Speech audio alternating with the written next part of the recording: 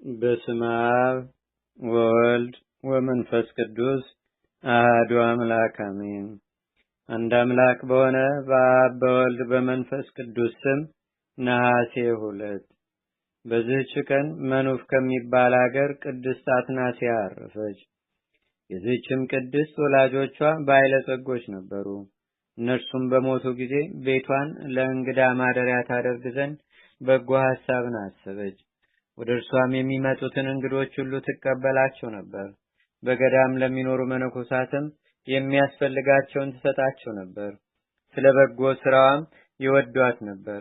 ከዚህም በኋላ ግብራቸው የከፋ ክፉዎች ሰዎች ወደ እርሷ ተሰብስበው ሐሳቧን ወደ ኃጢአት ስራ መለሱትና ኃጢአትን አብዝታ ትሰራ ጀመር። በአስቄጥስ ገዳም በሚኖሩ አረጋውያን ቅዱሳን ዘንድም ወሬዋ ተሰማ። ስለ እርሷም እጅግ አዘኑ። አባ ዮሐንስ አጢርንም ጠርተው ስለ እርሷ የሆነውን ነገሩት። አስቀድማም ከእነርሱ ጋር በጎ ስለሰራች ወደ እርሷ ይሄድ ዘንድ ነፍሷንም ለማዳን ይወድ ዘንድ ለመኑት። እርሱም ትእዛዛቸውን ተቀበለ። በጸሎታቸውም እንዲረዱት ለመናቸው። ያን ጊዜም አባ ዮሐንስ አጢር ተነስቶ ሄደ። አትናስያ ወዳለችበትም ቦታ ደረሰ። ለበረኛውም ለእመቤትሽ ስለኔ ንገሪያት አላት። በነገረቻትም ጊዜ ለረከሰ ስራ እንደሚፈልጓት ሰዎች ሁሉ የመጣ መሰላትና አጊጣ በአልጋዋ ላይ ሆና ጠራችው። ወደ እርሷም ገባ። እርሱም እንዲህ እያለ ይዘምር ነበረ። በሞት ጥላ ውስጥ ብሄድም እንኳን ክፉን አልፈራውም፣ አንተ ከኔ ጋር ነህና። ከእርሷም ጋራም አስቀመጠችው። ያን ጊዜም ራሱን ዘንበል አድርጎ አለቀሰ። ለምን ታለቅሳለህ አለችው። እርሱም ሰይጣናትን በላይሽ ሲጫወቱ አየኋቸው። ክብር ይግባውና ጌታዬና አምላኬ መድኃኒቴ ኢየሱስ ክርስቶስን ለምን አሳዘንሽው? የቀድሞ በጎ ስራሽን ስትተሽ ወደ ጥፋት ስራ ተመልሰሻልና አላት። ቃሉንም ሰምታ ደነገጠችና ተንቀጠቀጠች።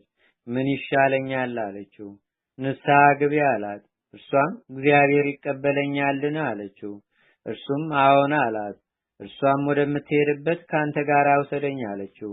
እርሱም ነይ ተከተይኝ አላት። ያን ጊዜም ፈጥና ተነስታ በኋላው ተከተለችው። ከገንዘቧም ምንም አልያዘችም። በመሸም ጊዜ ለማደር ወደ ጫካ ውስጥ ገቡ። በዚያም ለእርሷ ቦታ አዘጋጅቶ እስኪነጋ በዚህ አረፍ ብለሽ ተኚ፣ እኔም ወደዚያ ሆናለሁ አላት።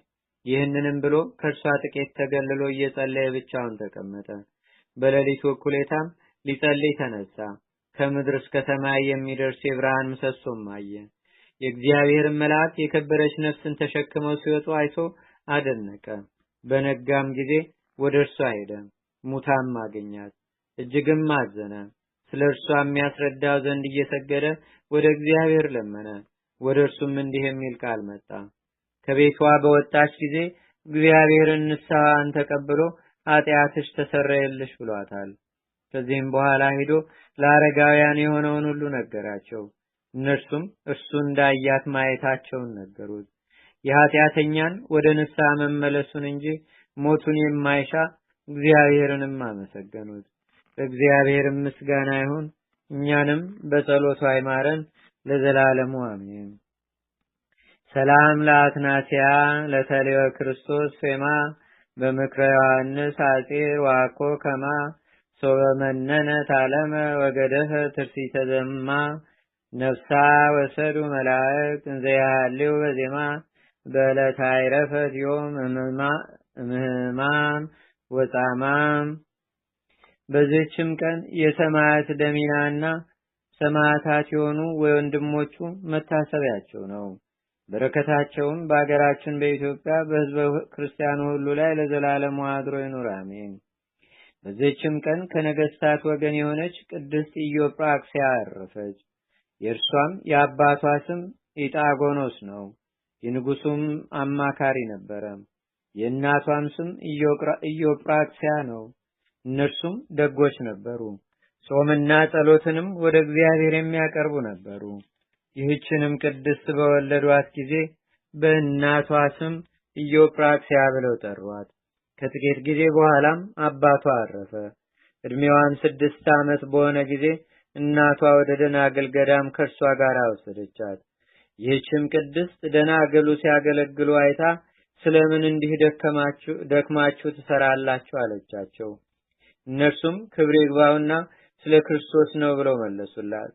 ወደ ዲያቆናዊትም ሂዳ ያመነኩሷት ዘንድ ለመነች። እነርሱም ለእናቷ ነገሯት። እናቷም ለዲያቆናዊቷ ሰጠቻት። በደናግሉም ሁሉ ዘንድ አደራ ሰጠቻት። ከጥቂትም ቀኖች በኋላ እናቷ አረፈችና ቀበሯት። ከዚህም በኋላ ቅድስት ኢዮጵራክሲያ የምንኩስናን ልብስ ለበሰች። በጾም በጸሎትና በሰጊድም ተጋድሎን ጀመረች። በየ7 ቀንም ትጾም ነበር። ሰይጣንም በእርሷ ላይ ቀንቶ ሊፈትናት ጀመረ። ወደ ውሃ ውስጥም እርሷን የሚጥልበት ጊዜ ነበረ። እንጨትም ስትፈልጥ በምሳር የሚያቆስልበት ጊዜ ነበረ። የፈላ ውሃን በላዩ የሚያፈስበት ጊዜ ነበር። ነገር ግን ምንም የጎዳት የለም። ለደናግሎችም ስታገለግል ብዙ ዘመናት ኖረች። ምንም አትታክትም ነበር። በምድርም ላይ አትተኛም። መላዋን ሌሊት ቁማ በጸሎት ታድር ነበር እንጂ። ከገድሏ ጽናትም የተነሳ ደናግሉ እስከሚያደንቁ ድረስም 40 ቀን ቁማ ትፈጽም ነበር። ከዚህም በኋላ ጌታችን በሽተኞችን በማዳን አጋንንትንም በማስወጣት የዕውሮችንም ዓይን በመግለጥ የአንካሶችንም እግር በማስተካከል ድንቆችንና ተአምራቶችን በእጁ አገለጠ። ዲያቆናዊት ኢዮኤልያም ለኢዮጵራክሲያ መጻሕፍትንና የምንኩስናንም ሥርዓት አስተማረቻት። በሥራም ሁሉ ትሳተፋት ነበር። እጅግም ይፋቀሩ ነበር። እርሷም ሰማያዊ ሙሽራ ወዳለበት የመንግስት አዳራሽ የማያልቅ ተድላ ደስታም ወዳለበት ኢዮጵራክሲያን ሲያወጧት ራእይን አየች። በነቃችም ጊዜ ለደናግል ነገረቻቸው። ወደ እርሷ ሲሄዱም በትኩሳት በሽታ ታማ አገኟት። ስለ እነርሱም እንድትጸልይ ለመኗት። እርሷም ደግሞ በጸሎታቸው እንዲያስቧት ለመነቻቸው። ያን ጊዜም ጸሎት አድርጋ መረቀቻቸውና በሰላም አረፈች። በእናቷም መቃብር ውስጥ ቀበሯት። ወዳጇ ኢዮኤልያም ወደ መቃብሯ ሄዳ ጸለየችና በ3ኛው ቀን አረፈች። ከእርሷም ጋር ተቀበረች። እግዚአብሔርም ምስጋና ይሁን። እኛንም በከበሩ ደናግል ጸሎት ይማረን። በረከታቸውም በአገራችን በኢትዮጵያ በሕዝበ ክርስቲያኑ ሁሉ ላይ ለዘላለም አድሮ ይኑር፣ አሜን። ሰላም ለኢዮጵራክሲያ እንታራይፍና ከመታሰፍ በገር ሀያላነ እደ ዋማቁሰላ ጸላይ እስከ በዛ ደማ ተክበ ወንዘ ታስተጋብ እንዝርወት እንተታጽብጸ ሶበሳላሃ አሃት አቤታቴወ። አንድ አምላክ በሆነ በአብ በወልድ በመንፈስ ቅዱስ ስም ነሐሴ 3 በዚች